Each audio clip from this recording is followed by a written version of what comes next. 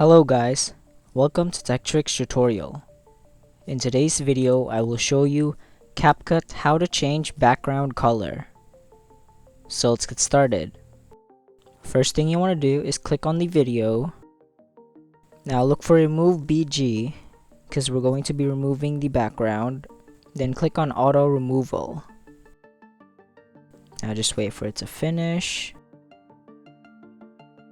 And once it's done, just click the check button. Now what you want to do is import the background color that you want to use. You can download one from Google. So for this example, I am going to be using the color red. Once you've imported your background of choice, click on the original video, then click on Overlay. Now align it with the background color. Increase the length of the background color as well. As you can see, the aspect ratio on the background that I'm going to use is completely different, so let's go ahead and change that first.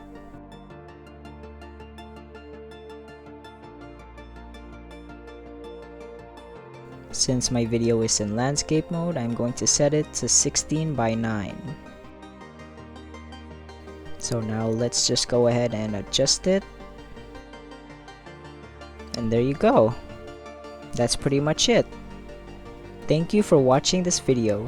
If you found this video helpful, please consider dropping a like and subscribing to the channel.